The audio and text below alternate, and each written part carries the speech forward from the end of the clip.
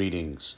Last month, this public Facebook post, which you see on your screen, was put up by our good friend, Dr. Kelly Richardson. Oh, and by the way, before I get to the post, as well as the video that it linked to, I think it's important to acknowledge that our friend now identifies as Dr. Kelly Richardson. Unfortunately, at this time, I don't know what field he has a doctorate in or which institute he got his doctorate from, but I still think it's important to honor our Right Honorable friend's achievement by referring to him by his preferred title. With that out of the way, let's get to this public Facebook post, which the good doctor put up.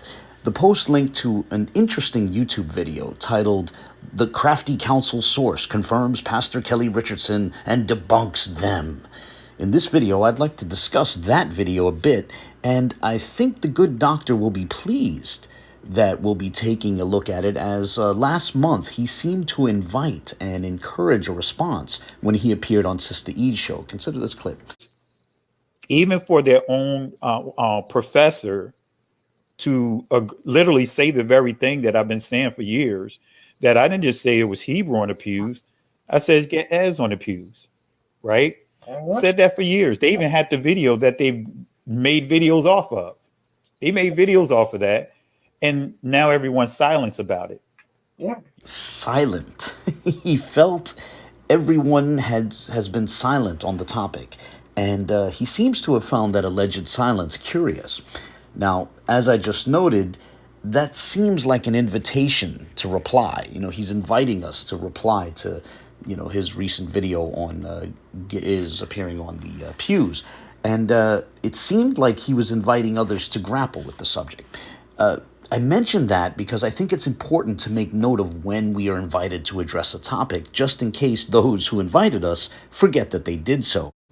For example, last December, I shared this wonderful Facebook post from our friend over at the End of the World Ministries. You see, back on the 18th of December, he seemed to be clearly encouraging me to get back on the subject of the pews. And yet, just a week later, one got the impression that he might have forgotten about that bit of encouragement, as he was then complaining about those who kept the discussion on the pews going. And he called that discussion, or he called that topic, foolishness. So, with that in mind, if anyone wishes to ask why I'm making this video on this subject, I would share that it's my understanding that our friend, the good Dr. Kelly Richardson over at We Woke Now, invited me to do so. And with that, let's now get to the relevant video. I'm going to pick it up at about the 1 minute 35 second mark and play slightly over 2.5 minutes. And of course, as always, I'll also post a link in the video description. I think that's important also to note. I always link to my sources so that my viewers can check them out. Not everyone does that. Whatever the case, the salient point of this clip, which you're about to see, is that the good doctor had proposed that Geᶜez characters appear on the pews. And in the documentary, Cryptic Quest, Professor Ephraim Isaac likewise pointed to markings that resembled Geᶜez characters. So our friend, the good doctor, feels this vindicates his position. Ironically, however, as he plays a clip of me mentioning my past video on the sanctuary at First African Baptist Church, one finds allusions to a methodological problem which still remains in the good doctor's approach, and I'm under the impression that he might have missed that. Whatever the case, with that, here's the clip. And when you look at Geᶜez and you go to those pews, you will see a combination of Geᶜez for some of the letters as well as cursive Hebrew. You'll see that right there on the pews. And I brought it to the attention of the people down there. As for the Geᶜez script, here's a quick analogy. This is from the website amharicquran.com. This sentence right here is Amharic. However, this sentence, on the other hand, is Arabic. It's written in the Geᶜez script, but it is Arabic. Therefore, assuming for the sake of hypothetical argument that there is coherent language in the pews, Pastor Richardson's reasoning that the text cannot be Arabic because some of the markings vaguely resemble Hebrew or Geᶜez characters it's a bad argument. And by the way, as was shown in my video on the church's sanctuary, all sorts of things can resemble Hebrew or Ge'ez characters, including markings in which neither Hebrew nor Ge'ez nor any other Semitic language is actually present. The point of that thought experiment was to show that Kelly Richardson's methodology can easily produce false positives. So this is Dr. Ephraim Isaac. You could look him up on, just Google him, just to know who we're talking about before I show the documentary, right? He's a brother that was born in Ethiopia. He's an Ethiopian American. He went to Harvard University. He's a scholar of ancient Semitic languages and civilization and African/Ethiopian languages and religion. He is the director of the Institute of Semitic Studies at Princeton, New Jersey, and the chair of the board of the Ethiopian Peace and Development Center. Dr. Isaac, listen to what he holds now. He holds a bachelor's in divinity from Harvard Divinity, a PhD in Near Eastern languages. Let me say it again. That's right up his alley. That's right up his alley. PhD. That's his lane. There you go. Ha, sa, ra, ri. So all these letters are Ethiopian. Yeah, that is Ethiopic. Yeah. Okay. This is ha, this is sa. Yeah. And this could be na if it was straight like this. Okay, while our friend the good doctor stated in February that we have been silent, the truth is that I addressed this a month before he even made his video. On your screen is a Facebook post I wrote in early January exploring this very subject and noting some of the methodological problems with trying to infer language from markings merely resembling individual characters from a script employed by that language. And this has sort of been a consistent theme.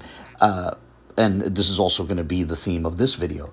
Now, I also covered this subject during a discussion on Faithful to God's channel on February 12th, and then I discussed it again slightly over a week later in a discussion with Orthodox Moor. And I'll share links to the relevant Facebook post and those two shows in the video description as well. Now, as a bit of a disclaimer, I want to make clear that this video is not intended as an objection or response to specifically Professor Ephraim Isaac. He was simply noting that there were markings that resembled Ge'ez characters. I simply tried to say that some of the characters look Ethiopic. That in itself is not a point of dispute. The reality is that from my very first video on this subject, I myself readily conceded that the markings resembled different characters from a variety of scripts. However, from the start, I also noted that this is not sufficient for demonstrating the presence of language. Now, again, I'm not claiming that Professor Ephraim Isaac was claiming that discernible language is on the pews, but Kelly Richardson, on the other hand, does seem to argue that this somehow vindicates his claims of Ge'ez being on the pews. In fact, it's worth noting that when Ephraim Isaac was interviewed for the documentary Cryptic Quest, it was done years before I had made any video on this topic.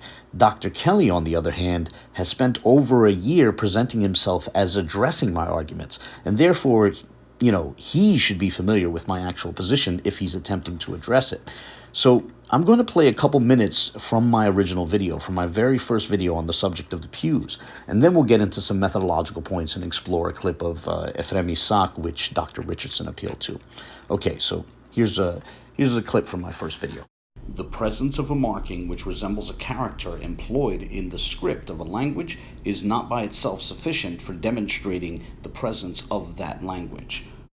The reason why it's important to keep that in mind is because, yes, there are certain markings on those pews that seem to resemble Hebrew cursive characters. However, they resemble all sorts of things. For example, the symbol that you currently see on your screen, or the marking that you currently see on your screen, to me, resembles a Greek omega. However, that is not enough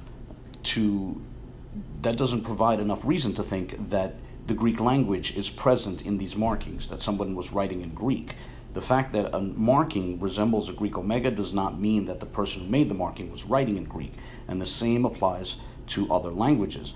Yes, some of the characters might have somewhat resembled Hebrew cursive characters, but that in itself is not evidence of someone actually writing in Hebrew. Earlier, yes, some of the markings on those pews might resemble a Hebrew cursive character. Some of them might resemble a Greek character. Some of them might resemble an Arabic character.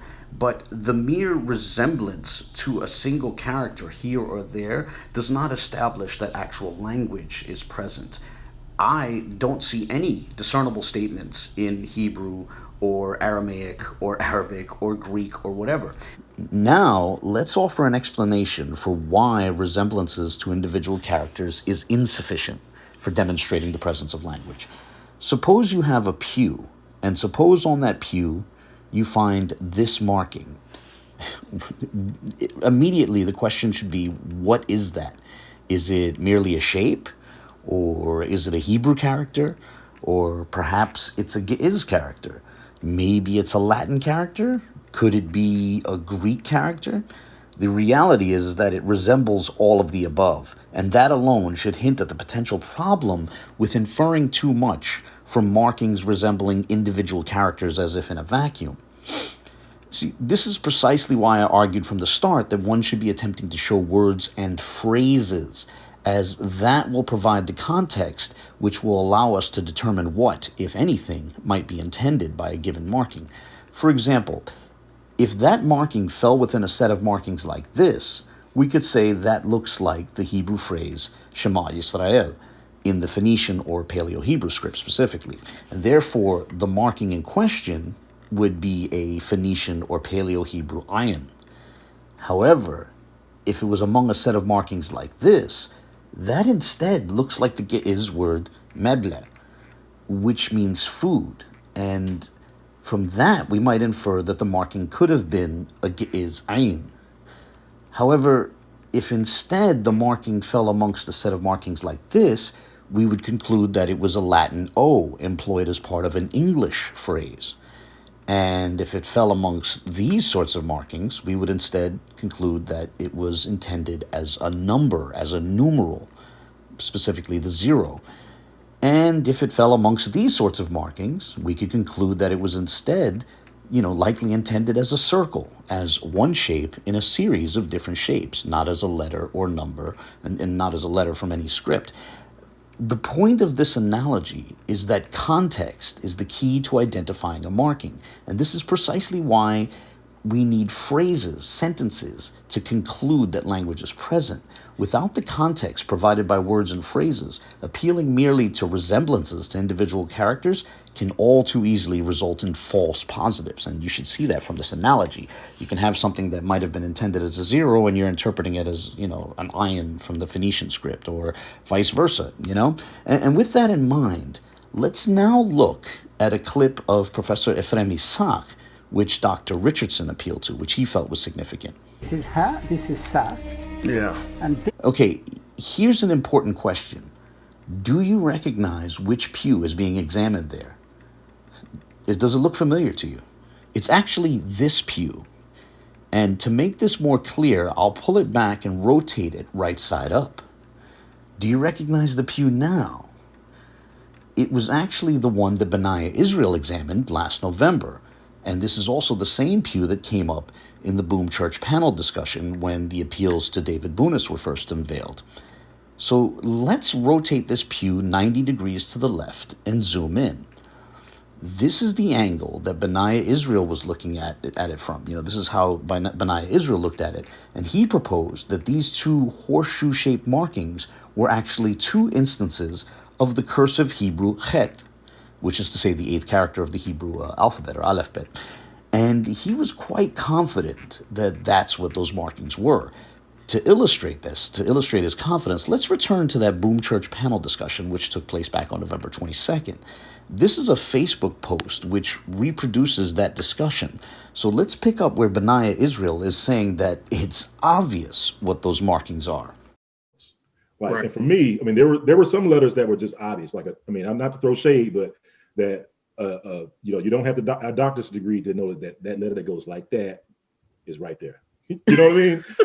It's like simple stuff, right? And then they come on, oh, that's not that letter. Oh no, that's not the, in stuff like that. I do the SMH for that, but we put it out there so people can look at the letters, compare to look at the pews, and see if they can see the letters. And for a lot of that stuff, it is very obvious, right?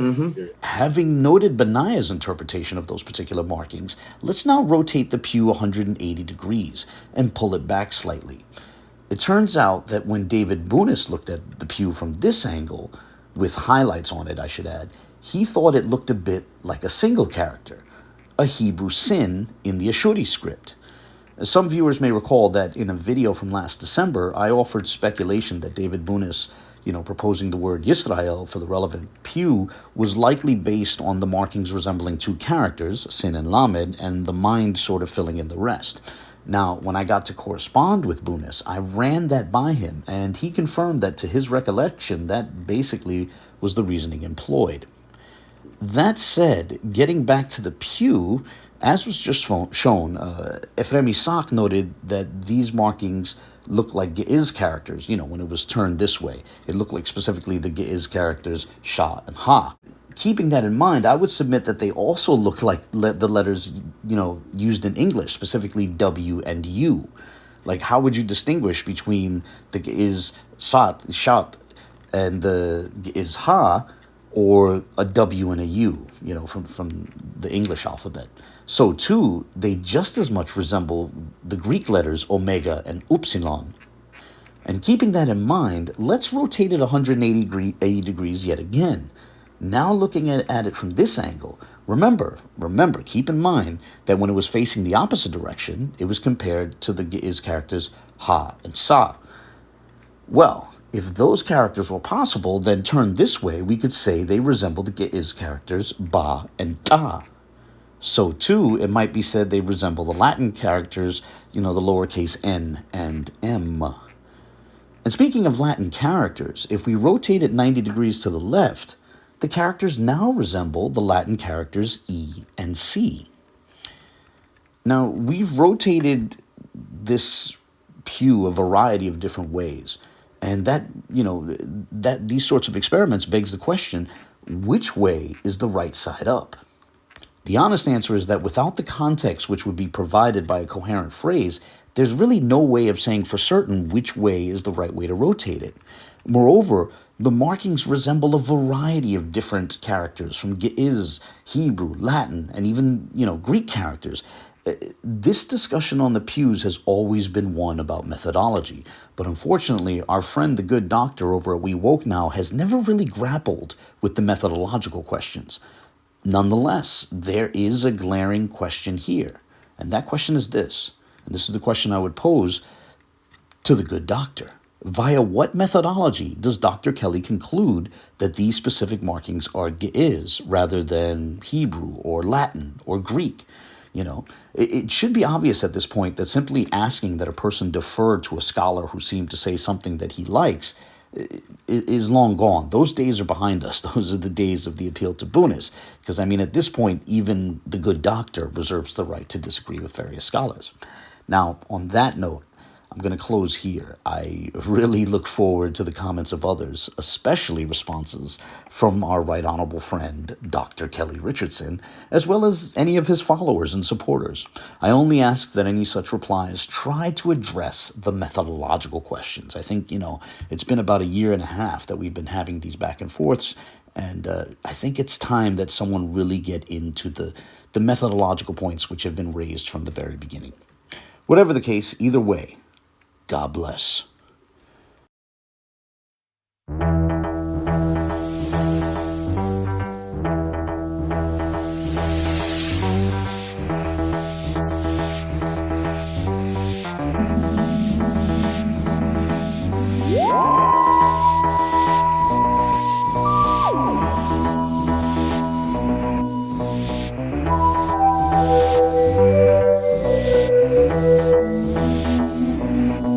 And how you a doctor with a dissertation? How you a scholar and you can't peep something and know that this is not right and exact?